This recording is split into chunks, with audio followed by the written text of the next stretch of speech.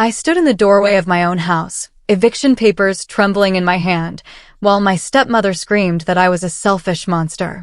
Knox, her 28-year-old son, had his shoulder pressed against the door trying to force it shut on me. Lyndon stood behind them recording me on his phone like I was the criminal. 3 days ago, I was still apologizing for existing in their space. Now I was taking it all back, every room, every memory, every single inch of the $2.2 million property they thought belonged to them. My name is Kasha Ward. I'm 26 years old. My mother walked out when I was 8 and never looked back. My grandparents raised me in this house in Willow Ridge until I was 13. Then my dad got custody, and for 2 beautiful years, it was just us. He met Maribel at a grief support group when I was 15. She cried about losing her husband to a heart attack. She seemed sweet then. Broken. My dad wanted to fix her. 6 months later, they were married, and Knox and Lyndon moved into our lives like they owned the place. From day one, they treated me like I was renting space in my own father's home. Dad got sick 3 years ago. Pancreatic cancer. Maribel stopped going to his chemo appointments after the 2nd month. Too depressing, she said. I took him to every single one after that. I held his hand when the treatments made him so weak he couldn't walk. I fed him when he couldn't lift a spoon. Maribel spent her time at spa retreats and weekend trips with her sister. She said she needed to keep her mental health intact. I slept in my car for 4 months after community college because I couldn't afford rent anywhere, but I still showed up to help Dad. I worked 2 part-time jobs and showed up anyway. He died last April. 1 year ago. I barely had time to cry before Maribel started making changes. She cleared out his closet the same week we buried him. She redecorated the living room. She erased him like he was a stain. Then 2 months ago, she walked into the kitchen while I was making breakfast and told me I owed her $1,000. Rent, she called it. For living under her roof. I stared at her like she'd grown a second head. Her roof? This was my grandparents' house. My father's house. How was it hers? She smiled that cold smile she wore when she knew she had power. She said Dad left everything to her. That I was an adult now and needed to contribute or get out. I didn't have $1,000. I barely had $300 after bills. Knox laughed from the couch and said I should have planned better. Lyndon didn't even look up from his phone. I felt my throat tighten, my chest burn. I nodded. I said okay. I went in my room and cried so hard I thought I'd choke. Then I remembered something my grandma told me the summer before she died. She grabbed my hand and said, "Baby girl, don't you ever let anyone walk on you like you're dirt. You're worth more than that." 3 days later, I came home from my shift at the grocery store and found my bedroom door open. My bag was on the floor. My wallet was unzipped. I checked inside and $180 was gone. Everything I had left for the week. I stood there shaking. Then I heard Knox in the hallway laughing with Lyndon about some girl he scammed online. My stomach dropped. I pulled out my phone and opened the app connected to the tiny camera I'd hidden on my bookshelf 2 weeks ago. I wasn't stupid. I knew they went through my things. I scrolled back through the footage, and there it was. Knox, standing in my room, rifling through my bag, pulling out the cash, shoving it in his pocket. I didn't confront him. Not yet. I saved the video. I walked downstairs and Lyndon was in the kitchen eating leftovers I'd bought with my own money. He saw me and smirked. He said, "You gonna make dinner tonight, guest?" Guest. He called me a guest in my own family's home. Something inside me snapped. It wasn't loud. It wasn't dramatic. It was quiet and cold and final. I walked outside, sat in my car, and called the lawyer whose card my dad's friend gave me at the funeral. I told him everything. He listened. Then he said something that made my hands stop shaking. He said, "Kasha, do you know what's in your father's will?" I said no. I thought Maribel inherited it all. He said that wasn't possible. He told me to come to his office the next morning. I couldn't sleep that night. I kept replaying Lyndon's voice. Guest. I wasn't a guest. I was his stepdaughter. I was family. But they never saw me that way. I showed up at the lawyer's office at 9 sharp. He had papers spread across his desk. He looked at me and said, "Your father left very clear instructions. This house, the property, all of it, it goes to you. Not Maribel. You. I felt my breath catch. I said, but she told me he cut me off. He said the will was sealed until I turned 25. I just turned 26 3 months ago. Maribel never knew. My father protected me even after he was gone. But there was more. The lawyer slid another document toward me. He said, there's a second property. A rental unit about 15 miles from here. Your grandparents bought it in the 70s. It's worth $890,000. It generates $4,500 a month in rental income. My heart stopped. I said, where's that money going? He frowned. He said, according to the account activity, someone's been collecting it for the past 8 months. Maribel. She knew about the rental property. She'd been stealing from me for 8 months. Thousands of dollars. I felt sick. Then I felt angry. The kind of anger that doesn't scream. It plans. I asked the lawyer what I could do. He said, everything. You're the legal owner. You can evict her. You can take it all back. I filed the eviction notice that afternoon. 30 days. Legal. Clean. Airtight. I didn't tell her. I didn't warn her. I just had the sheriff deliver the papers while I was at work. I wanted to be gone when she got them. I didn't want to see her face. But when I came home that night, she was waiting. She was standing in the living room with the papers crumpled in her fist, mascara running down her face, screaming about betrayal. Knox got in my face. He said I was a liar. That I faked the documents. Lyndon recorded me and said he was posting it online so everyone would know what kind of person I really was. I didn't yell back. I pulled out my phone and played the video of Knox stealing my money. I watched his face go white. Then I told them about the rental property. About the 8 months of stolen income. Maribel's mouth opened, but nothing came out. I said, you have 30 days. Then you're out. Knox shoved me. Not hard. Just enough to make me stumble. I didn't react. I turned and walked to my car. I stayed at a motel that night. I couldn't be in that house with them. But I knew they'd make those 30 days hell. 2 weeks in, I came home to find the bathroom flooded. The sink had been left running for hours. Water damage all through the floor. I called a plumber. He said someone loosened the pipes on purpose. I filed a police report. Then I found my grandmother's antique chairs in the garage, legs snapped off. Destroyed. Maribel said it was an accident. The officer didn't believe her. Neither did I. I took photos of everything. Documented every act of damage. My lawyer said it was good evidence. Then I changed all the locks. I had the legal right. Maribel came home one afternoon and couldn't get in. She called me 17 times. I didn't answer. She sat on the porch and cried. Neighbors watched. I felt a flicker of guilt. Then I remembered the word guest. The family group chat exploded. Aunts, uncles, cousins I hadn't spoken to in years suddenly had opinions. They said I was heartless. That Maribel was a widow and I was throwing her out on the street. They said my father would be ashamed of me. I didn't reply. I didn't defend myself. I knew the truth would come out eventually. Then my Aunt Lorraine, my dad's younger sister, sent me a private message. She said, I need to tell you something about Maribel. Call me. I called her.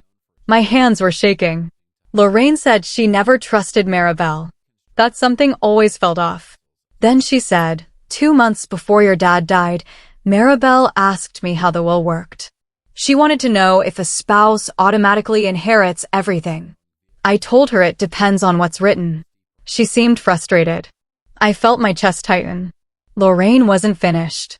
She said, last month I got a call from a lawyer's office asking about witness signatures on an affidavit.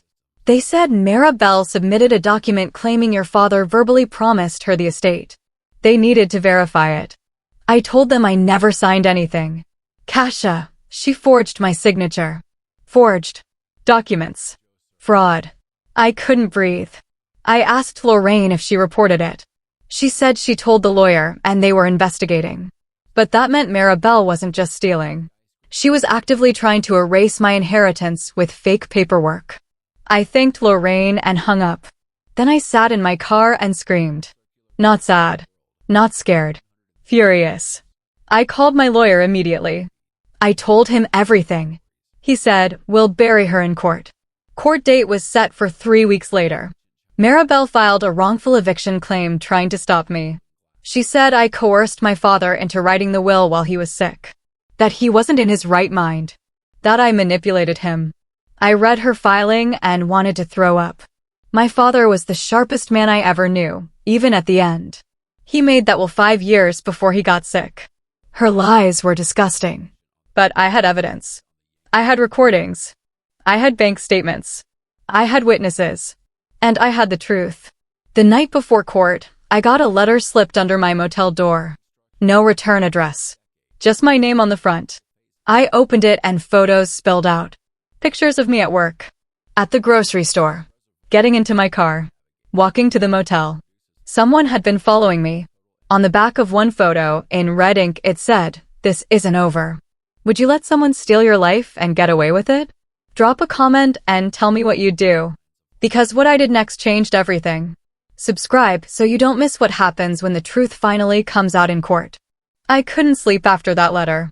I kept checking the window. Every car that passed made my heart race. Someone was watching me. Knox? Lyndon? Maybe Maribel hired someone. I didn't know. But I wasn't backing down. Court was in 8 hours and I needed to be ready. I thought about my childhood. About the summers that felt safe. About the house that was supposed to be my forever place. How did it turn into this? I was 8 when Mom left. Just walked out one Tuesday morning and never came back. No note. No call. Dad tried to explain it to me, but I didn't understand.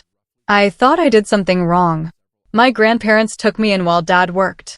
Grandma Posey and Grandpa Leon. Their house in Willow Ridge was old but beautiful. Wraparound porch. Big kitchen that always smelled like cinnamon. I spent 5 summers there. Grandma taught me to bake. Grandpa taught me to stand up straight and look people in the eye. They made me feel like I mattered.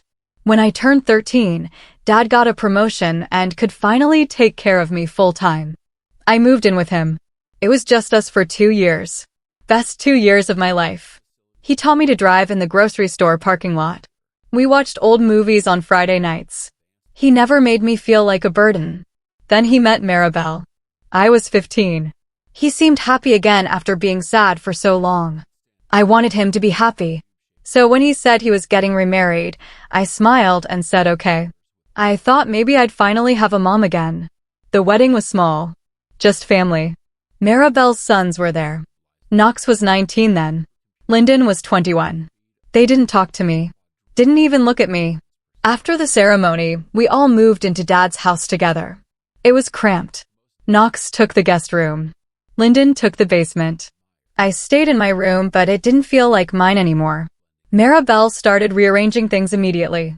She put her photos on the walls. Her dishes in the cabinets. She erased every trace of my mother like she never existed. I didn't say anything. I didn't want to upset Dad. Knox and Lyndon treated me like I was invisible.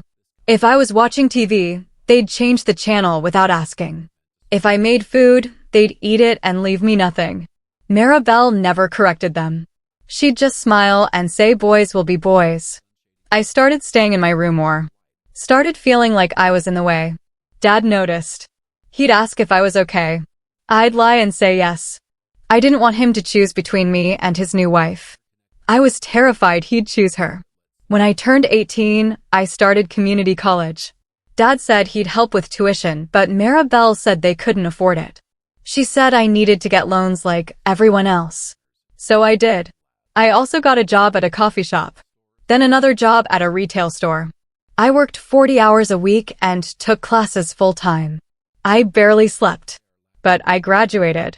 2 years later, I had my associate degree and $12,000 in debt.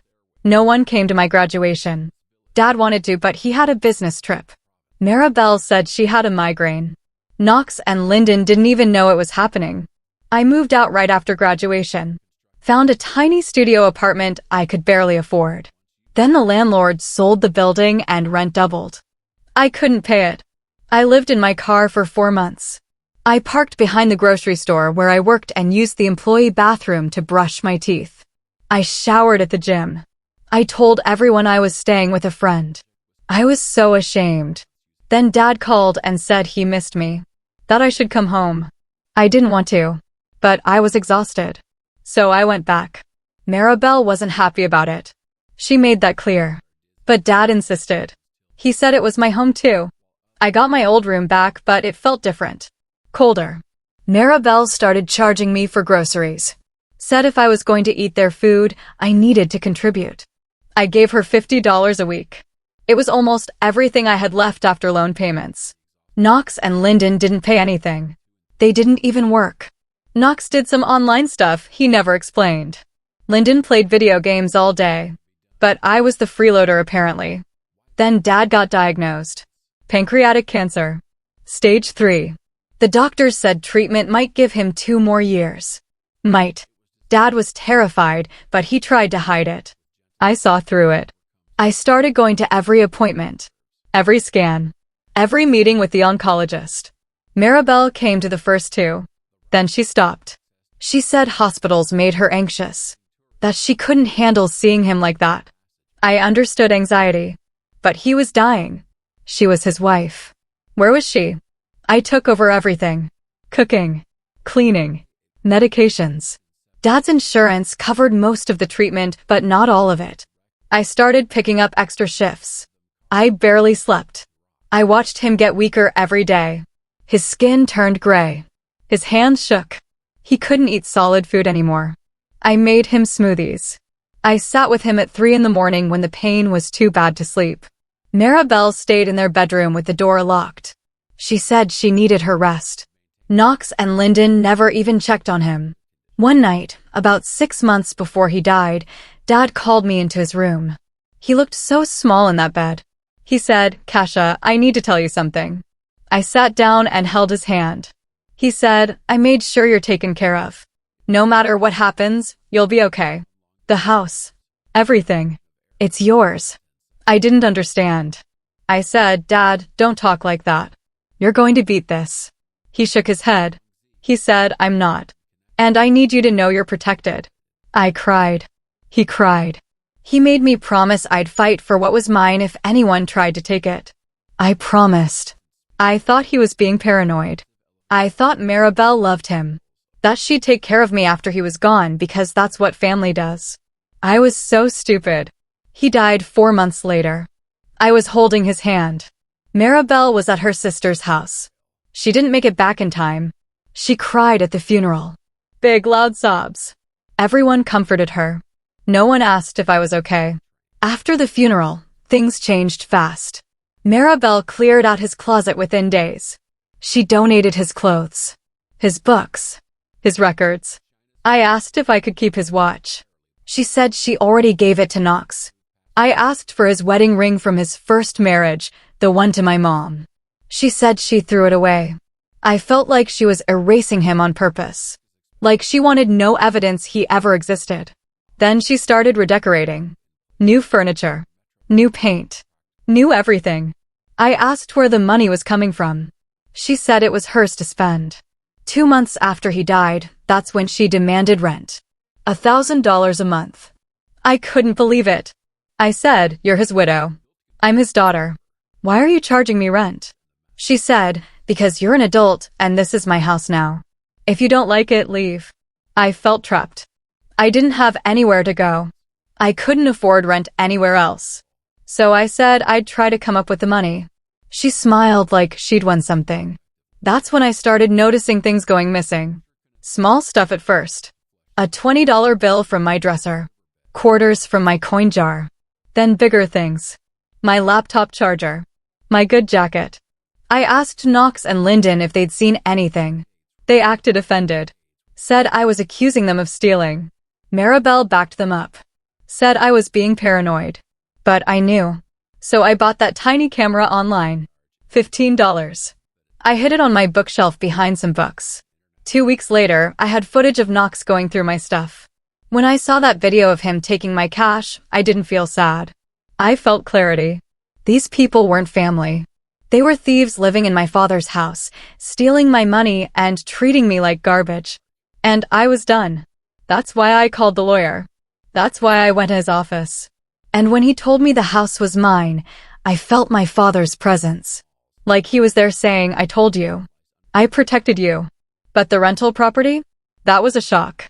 I had no idea it existed. Grandma and Grandpa bought it decades ago. A small duplex they rented out for extra income. When they died, it went to Dad. When he died, it went to me.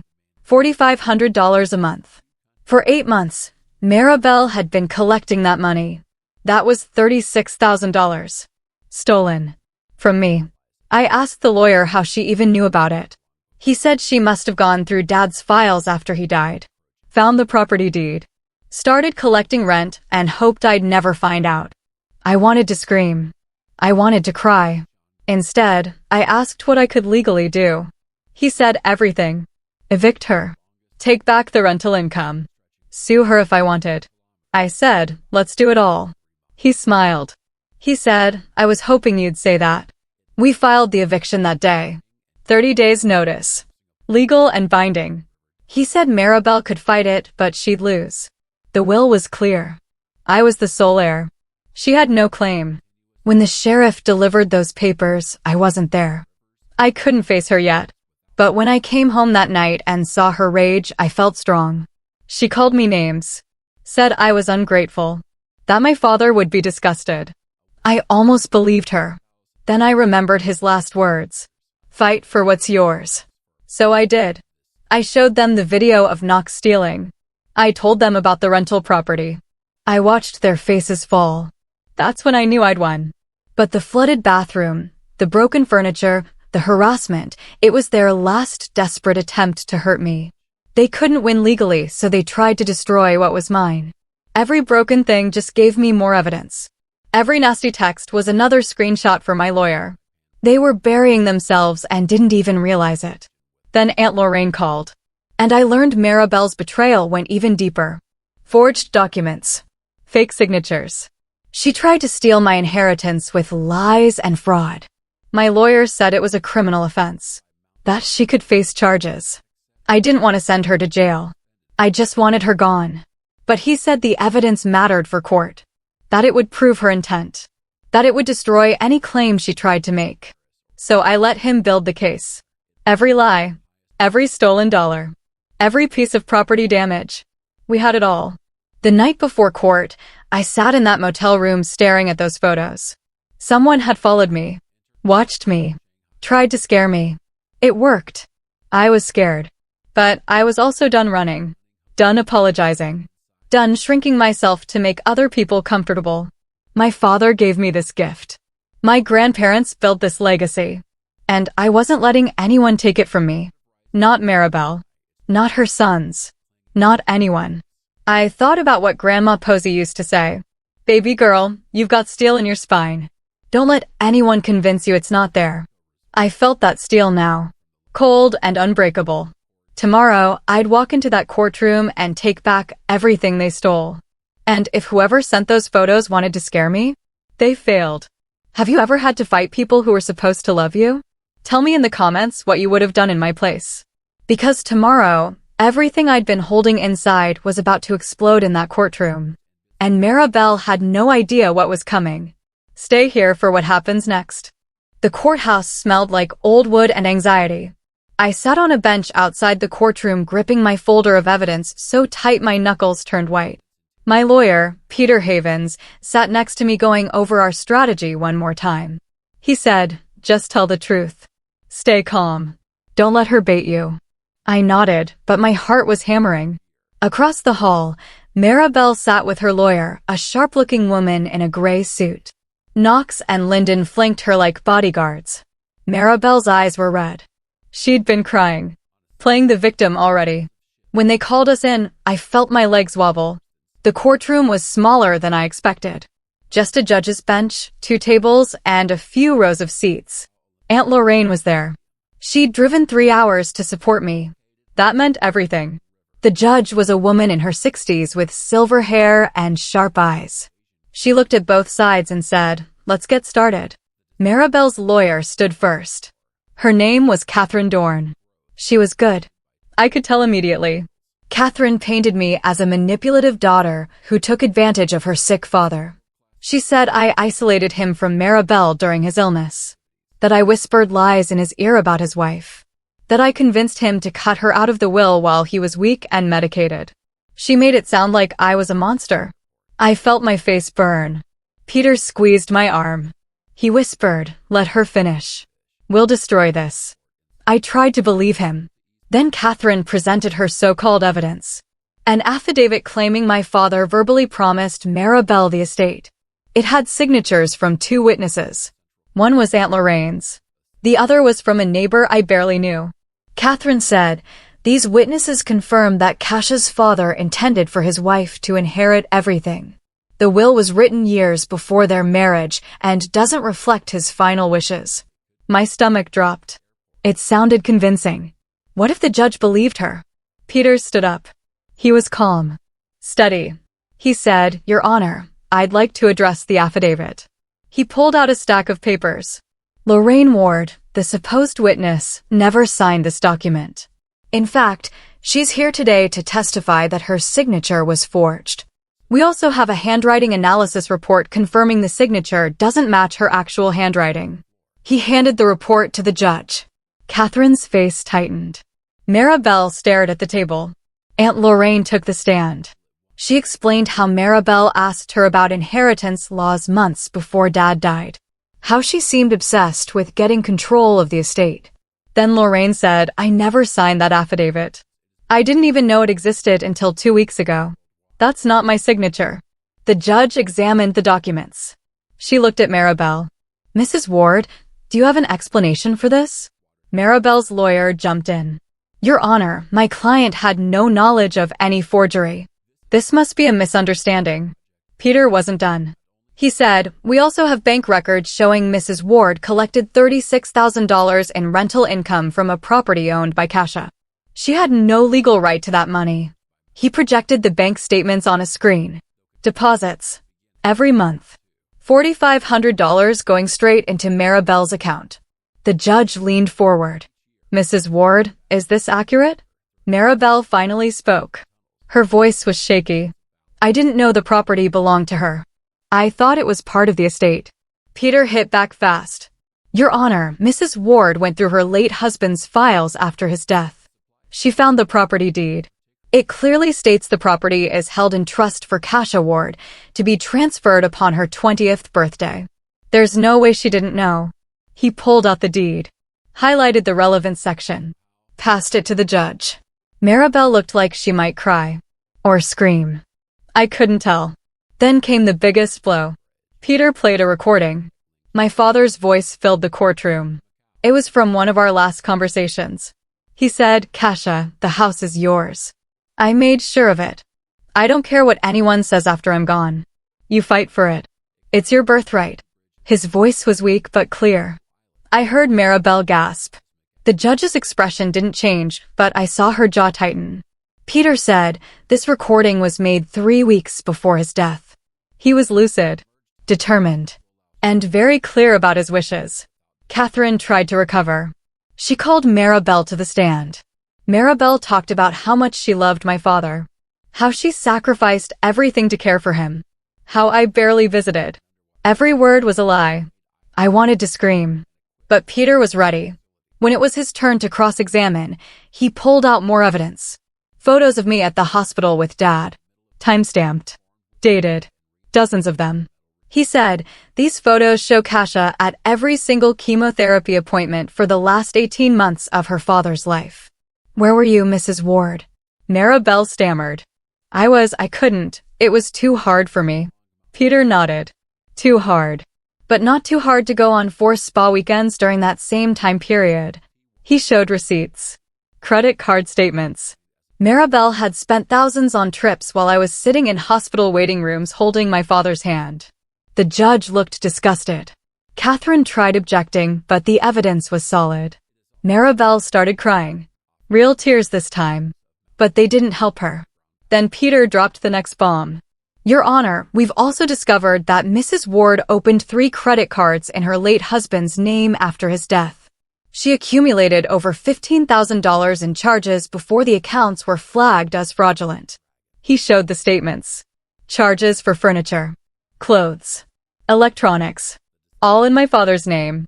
all after he was dead. The judge set down her pen. Mrs. Ward, did you open these accounts? Maribel's lawyer whispered something to her. Maribel said nothing. The judge said, silence isn't going to help you here. Maribel finally spoke. I needed money. The estate was frozen. I had bills. Peter said, you had bills because you were spending recklessly. And you committed identity theft to cover it. The judge made a note. My heart was racing. This was going better than I expected. But I knew Catherine wasn't finished. She had one more card to play. Catherine stood and said, Your Honor, my client admits she made mistakes. But this isn't about money. This is about a family torn apart by greed. Kasia has every legal right to the property. But morally? She's throwing her stepmother and stepbrothers onto the street with nowhere to go. Is that the kind of person we want to reward? She was good. She made me sound heartless. I saw the judge's face soften slightly. Peter stood. Objection. This is a legal proceeding, not a morality contest. But the judge said, I'll allow it. Mrs. Dorn, make your point. Catherine continued. Kasia's father married my client. He welcomed her children into his home. They became a family. And now, barely a year after his death, she's using legal technicalities to destroy that family. Where's the compassion? Where's the grace? I felt my chest tighten. She was twisting everything, making me the villain. I looked at Peter. He mouthed, trust me.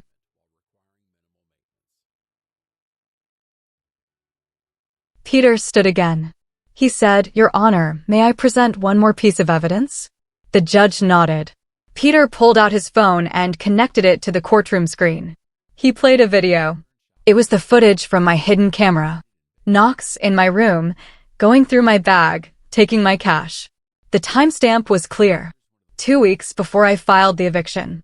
Peter said, This is Kasia's stepbrother, Knox Ward, stealing from her. In her own home. The courtroom went silent. Maribel's face went pale. Knox looked at the floor. Peter continued. This family Mrs. Dorn is defending? They stole from Kasia. They verbally abused her. They damaged her property out of spite when she tried to enforce her legal rights. He showed photos of the flooded bathroom, the broken furniture, the police reports. This isn't about compassion. This is about justice. The judge looked at Maribel. Do you have anything to say? Maribel shook her head. She looked defeated, broken. For a second, I almost felt sorry for her. Then I remembered the word guest. I remembered my father dying alone because she couldn't be bothered. I remembered every cruel comment, every dismissal, every time they made me feel like I didn't belong. The pity evaporated. The judge took a deep breath. She said, I've heard enough. The will is clear. The property belongs to Kasia Ward. The eviction stands. Mrs. Ward, you have 10 days to vacate the premises. Additionally, I'm ordering you to repay the $36,000 in rental income you collected illegally. Payment plan details will be determined separately. As for the credit card fraud, I'm referring this case to the district attorney's office for potential criminal charges. Maribel sobbed. Catherine put a hand on her shoulder. Knox stood up like he was going to say something, but Lyndon pulled him back down. The judge wasn't finished. She looked at me. Ms. Ward, you're well within your rights to reclaim your property. However, I encourage you to consider helping your stepfamily find alternative housing. Not because you're legally obligated, but because it's the right thing to do. I nodded. I didn't know if I'd actually help them, but I nodded. We left the courtroom. I felt numb. Peter shook my hand and said, You did great. Aunt Lorraine hugged me so tight I could barely breathe. Behind us, Maribel walked out with her sons. She looked at me. For a moment, I thought she might apologize. Instead, she said, I hope you're happy. You've destroyed us. I met her eyes. I said, No. I just took back what was mine. You destroyed yourselves. Outside the courthouse, Knox was arrested. Apparently, he had 2 outstanding warrants for fraud and theft. The officers cuffed him right there on the steps. Maribel screamed. Lyndon tried to intervene, but they warned him to back off. I watched it happen from across the parking lot. I didn't feel joy. I didn't feel vindication. I just felt tired. So incredibly tired. I drove back to the motel. I sat in the parking lot for an hour just staring at nothing. My phone buzzed. Text after text. Family members apologizing. Saying they didn't know the full story. Saying they were sorry for judging me. I didn't reply. I turned off my phone and went inside. I lay on the bed and stared at the ceiling. I'd won. The house was mine. The rental property was mine. Maribel would be gone in 10 days. So why didn't I feel better? That night, I couldn't sleep again. I kept thinking about my father. About how proud he'd be. Or would he? Would he think I was cruel? I didn't know. Around midnight, I heard a knock on my door. I froze. I looked through the peephole. It was Lyndon. He was alone. He looked exhausted. I debated not opening it. But something made me unlock the door. I stood in the doorway. What do you want? He said, I just wanted to say I'm sorry. I laughed. Bitter and sharp. You're sorry? Now. He nodded. I know it doesn't mean anything. But I need you to know. My mom, she lied to us too. She told us your dad promised her the house. That you were trying to steal it. We believed her. I believed her. I was wrong. I stared at him. You called me a guest, Lyndon. In my own home. You stole from me. You stood by while your brother robbed me. And now you're sorry. He looked down. I know. I was a coward. I'm still a coward. But I thought you should know the truth. My mom planned this. She planned it before she even married your dad. She wanted the money. The house. All of it. She used us. And she used you. My blood ran cold. What? He sighed. She married your dad because she knew he had money. She researched him. Found out about the property. The house. She saw an opportunity and she took it. We were just props. I felt sick. Why are you telling me this? He shrugged. Because you deserve to know. And because I don't want to be like her anymore. He turned to leave. I said, Lyndon. He stopped. I said, where are you going to go? He smiled sadly. I don't know. But I'll figure it out. Knox is probably going to jail. My mom will probably end up there too. I'm done protecting them. He walked away. I closed the door and locked it. I sat on the edge of the bed and processed what he'd said. Maribel planned it all from the beginning. She targeted my father, manipulated him, used his grief and loneliness to get what she wanted. And I almost lost everything because of it. But I didn't. I fought. I won. And now I had to figure out what came next. I picked up my phone, turned it back on, scrolled through messages. One caught my eye. From an unknown number. It said, congratulations. But watch your back. My chest tightened. The photos. The warning. Someone was still out there. And they weren't done with me yet. If you were in my position, would you have helped them or let them figure it out alone? Drop justice in the comments if you think I did the right thing. Subscribe because the next chapter gets even darker. Someone wanted me to pay for winning. And I was about to find out who. I didn't sleep that night. I kept the lights on and checked the door lock every 20 minutes. The text message sat on my phone screen like a threat. Watch your back. I forwarded it to Peter. He called me at 7 in the morning. He said, Kasia, you need to take this seriously. File a police report. Get a restraining order if you can. I said I didn't know who sent it. He said that didn't matter. Documentation mattered. So I went to the police station. The officer who took my statement looked bored. He wrote down the details about the photos and the text. He said, without a clear threat of violence, there's not much we can do. But we'll keep it on file. I wanted to scream. Someone was stalking me and they didn't care. I left feeling more afraid than when I walked in. I drove to the house. My house. I needed to see it. To remind myself why I fought so hard.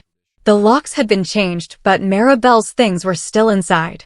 Clothes in the closet. Dishes in the sink. It felt contaminated. Like her presence had soaked into the walls.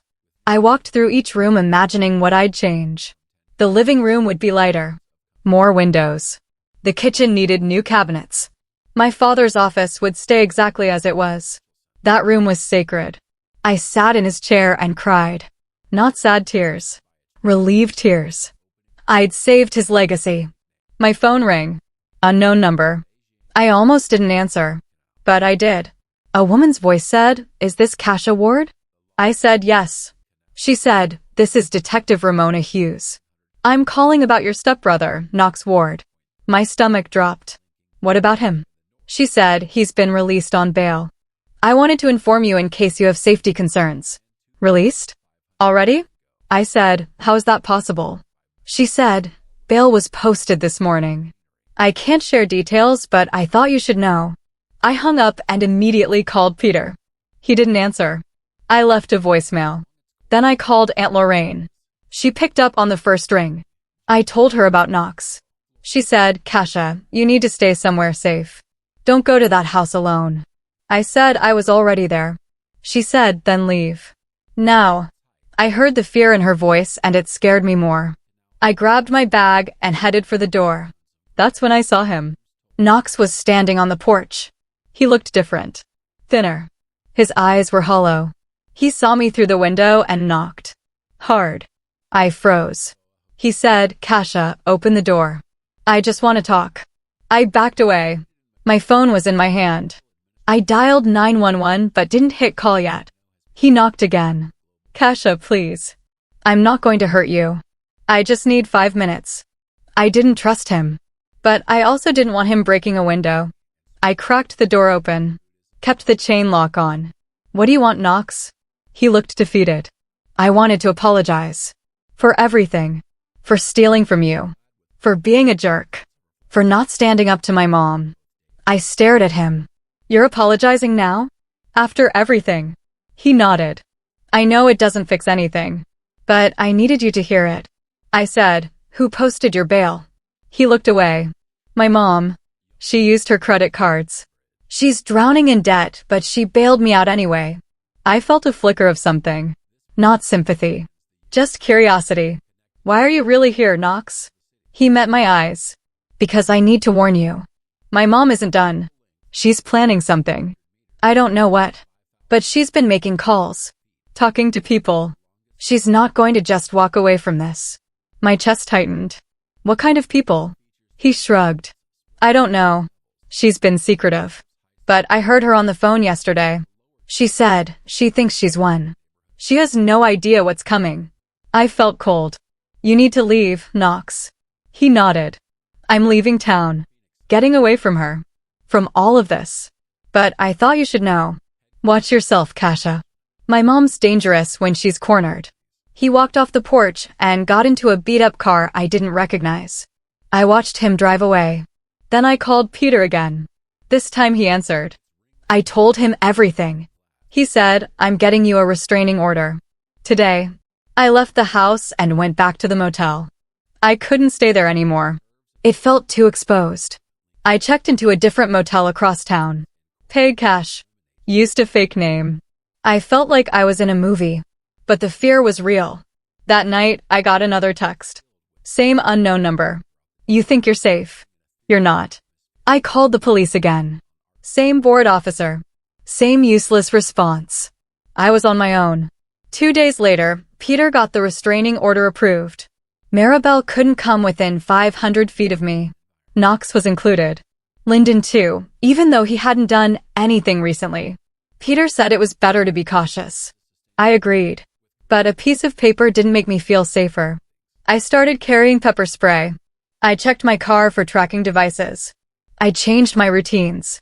I was living in fear and I hated it. Then something strange happened. I got a call from the rental property tenant. A woman named Gloria. She said, "I wanted to let you know someone's been coming around asking about you." A woman. Middle-aged. Blonde. She said she was your aunt and needed to talk to you urgently. I said, "What did you tell her?" Gloria said, "Nothing. I don't know you and I don't trust strangers. But I thought you should know." I thanked her and hung up. Maribel was trying to find me. I called Peter again. He was getting tired of my calls, I could tell. But he listened. He said, "She's violating the restraining order. We can have her arrested." I said, "Do it." He said he'd contact the police. An hour later, he called back. They went to her last known address. She's gone. Cleaned out. Neighbors said she left 2 days ago. My blood ran cold. She was in the wind. And she was hunting me. I couldn't live like this. I decided to go on the offensive. I hired a private investigator named Marcus Trent. He was ex-military. Serious. He said, I'll find her. And I'll find out what she's planning. I paid him half up front. $2,000 I couldn't really afford. But I needed answers.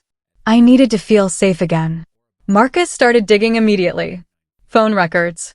Credit cards. Known associates. He was thorough. 3 days later, Marcus called. I found her. She's staying at a motel in Rivertown. About 40 miles from you. I asked what she was doing there. He said, meeting with a lawyer. Not Catherine Dorn. Someone new. I don't know what they're planning, but it's not good. I asked if I should confront her. He said absolutely not. Let me handle this. You stay out of sight. But I couldn't stay out of sight forever. I had to reclaim my life. I had to move into my house. I had to stop running. So I made a decision. I called Aunt Lorraine. I said, I'm moving into the house tomorrow. Will you stay with me for a few days? She said yes immediately. I'll be there tonight. Having her there made me feel braver. We spent the next day cleaning out Maribel's things. Every piece of clothing. Every photo.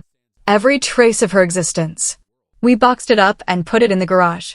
I'd mail it to her once I knew where she was. That night, we ordered pizza and sat in the living room.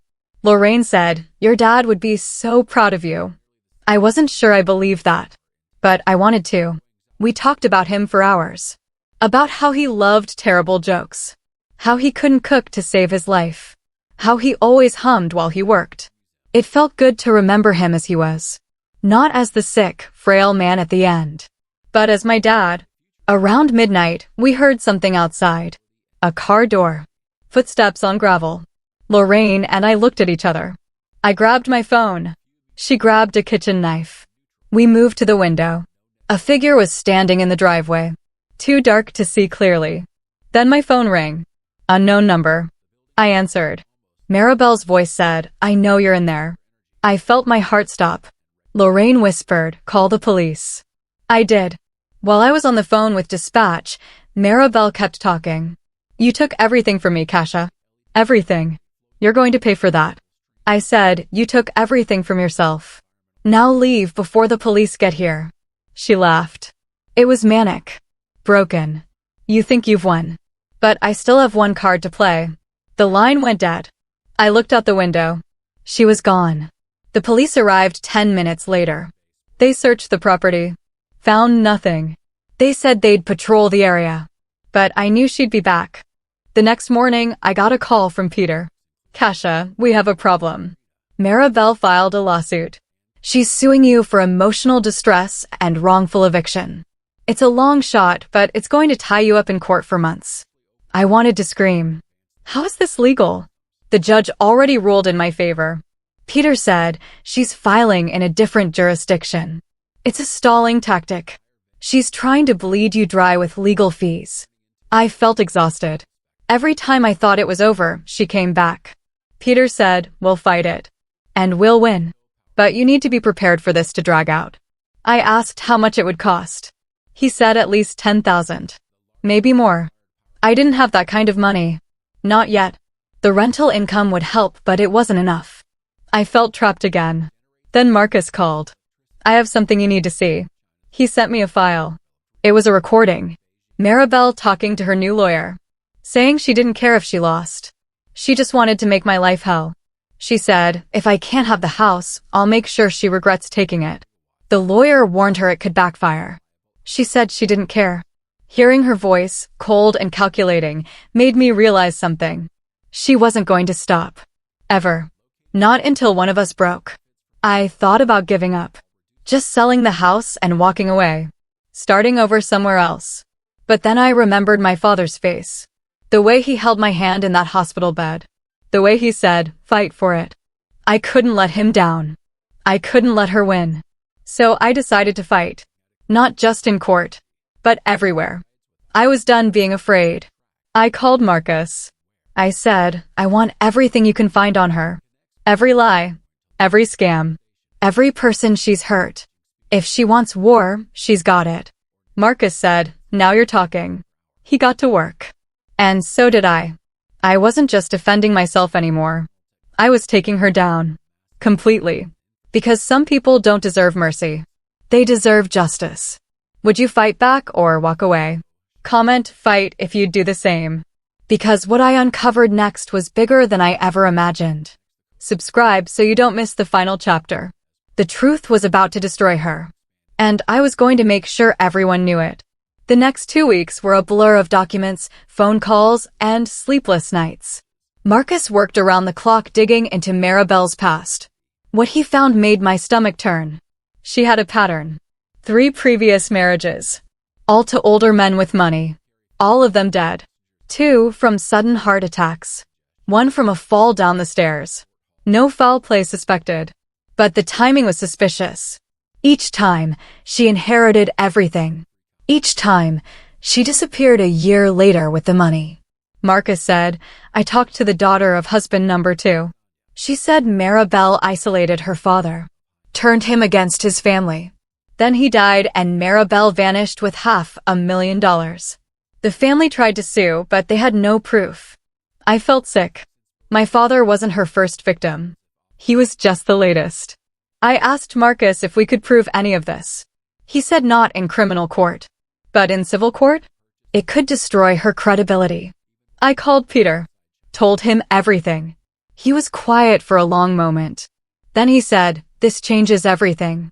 If we can establish a pattern of behavior, we can argue she married your father with intent to defraud. That makes her claims in the lawsuit meaningless. I said, do it. Use everything. He said he would. Then he said, Kasia, are you sure you want to go this route? This is going to get ugly. I said, it's already ugly. Let's finish it. Peter filed a countersuit. Fraud. Elder abuse. Intentional infliction of emotional distress. We attached all of Marcus's findings. Witness statements from the previous families. Financial records showing her pattern. Bank statements proving she drained my father's accounts before he died. It was devastating. And it was all true. Maribel's new lawyer tried to get it dismissed. The judge denied the motion. We were going to trial. The trial was set for 6 weeks out. In the meantime, I focused on reclaiming my life. I moved into the house permanently. Aunt Lorraine stayed for 2 weeks helping me redecorate. We painted the walls. Replaced the furniture Maribel destroyed. Planted flowers in the garden my grandmother used to tend. Slowly, the house started feeling like mine again. Like home. I also started managing the rental property properly. Gloria, the tenant, was wonderful. She'd been living there for 8 years and never missed a payment. She told me stories about my grandparents. How kind they were. How they always fixed things quickly and never raised her rent unfairly. I wanted to honor that. So I kept her rent the same and promised to maintain the property well. She cried and hugged me. It felt good to do something right. Then, 3 weeks before trial, something unexpected happened. Lyndon showed up at my door. He looked different. Cleaner. Healthier. He said, can we talk? I hesitated. But I let him in. We sat in the kitchen. He said, I got a job. Nothing fancy. Just warehouse work. But it's honest. I'm trying to start over. I said, good for you. He nodded. I also wanted to tell you something. About my mom. I leaned forward. He said, she tried to get me to lie in court. She wanted me to say your dad was confused at the end. That he didn't know what he was doing when he wrote the will. She offered me $5,000. I felt my blood pressure spike. What did you say? He met my eyes. I said no. I'm done lying for her. Done protecting her. What she did to your dad was evil. What she did to you is worse. I want to testify. Against her. I couldn't believe it. Why? He shrugged.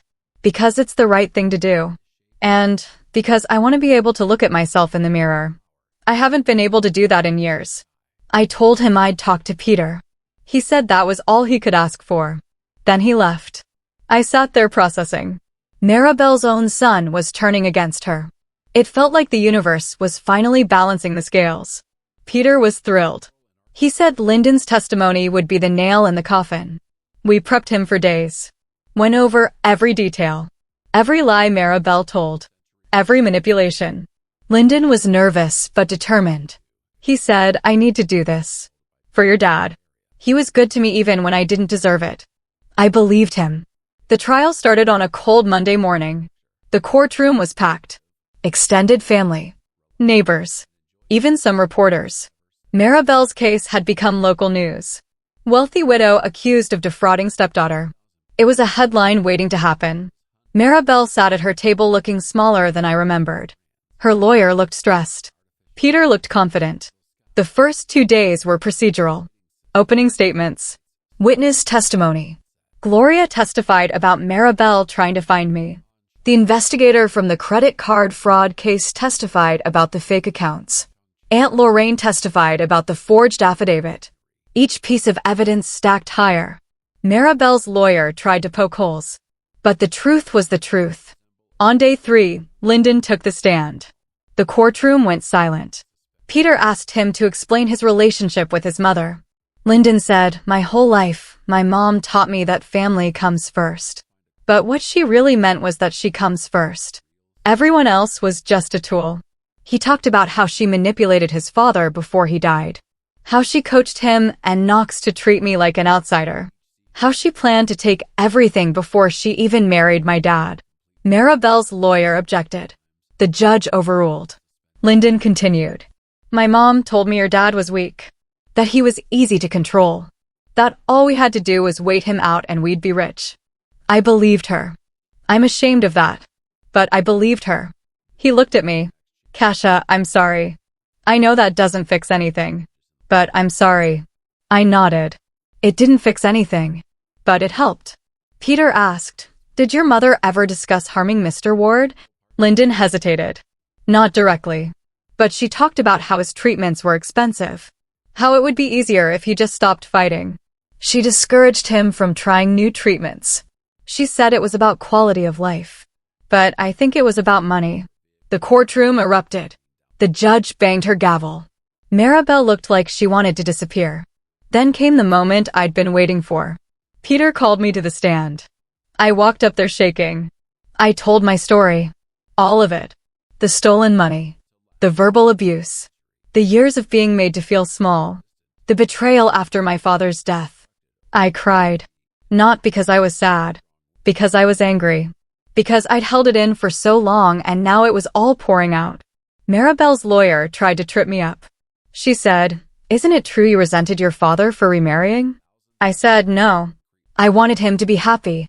I just didn't know he was marrying someone who wanted him dead. She objected. The judge sustained it. But the jury heard it. That's what mattered. The trial lasted 2 weeks. By the end, even Maribel's lawyer looked defeated. The jury deliberated for 4 hours. When they came back, the forewoman stood. We find in favor of the plaintiff, Kasia Ward. We award her full restitution of the $36,000 in rental income, plus an additional $50,000 in punitive damages for emotional distress and fraud. I felt my knees buckle. Peter caught my arm. Maribel stood there frozen. The judge addressed her directly. Mrs. Ward, your actions were calculated, cruel, and reprehensible. You exploited a grieving man and his daughter for financial gain. I'm referring this case to the district attorney for potential criminal charges. You're also ordered to pay all court costs and attorney fees for Ms. Ward. The gavel came down. It was over. Outside the courthouse, reporters swarmed me. I didn't say much. Just that I was grateful for justice. That my father would have been proud. Maribel left through a side door. No statement. No apology. Just gone. Knox never showed up to the trial.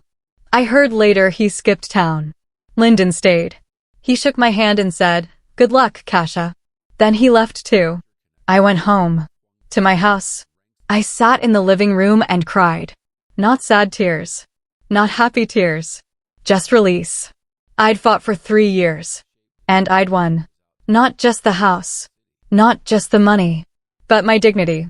My voice. My life. I'd taken it all back. A month later, I started the scholarship fund in my father's name. For students who lost parents young. Who had to work and fight and survive. I wanted to help them the way I wish someone had helped me. The first recipient was a girl named Tessa. She cried when I handed her the check. She said, "You have no idea what this means."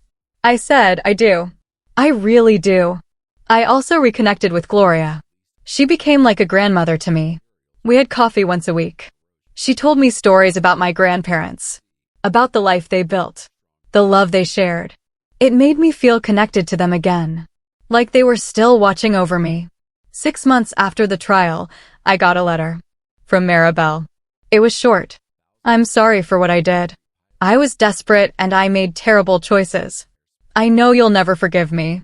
I don't deserve it. But I wanted you to know I regret it. All of it." I read it twice. Then I put it in a drawer. Maybe one day I'd forgive her. But not today. Today, I was still healing. I thought about what my grandma used to say. "Baby girl, you've got steel in your spine."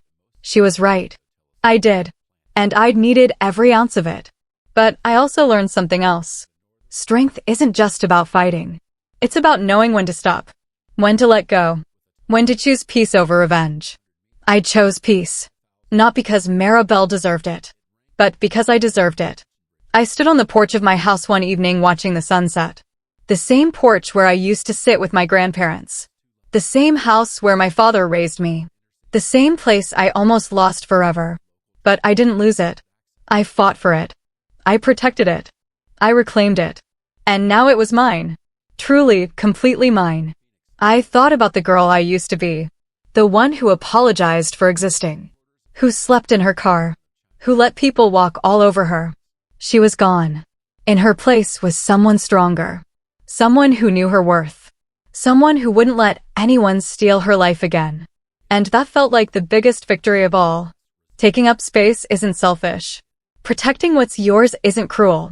Standing up for yourself isn't mean. It's survival. It's necessary.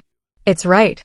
And sometimes, the family you choose, the people who show up, who fight for you, who see you, they matter more than blood ever could. I built a new life.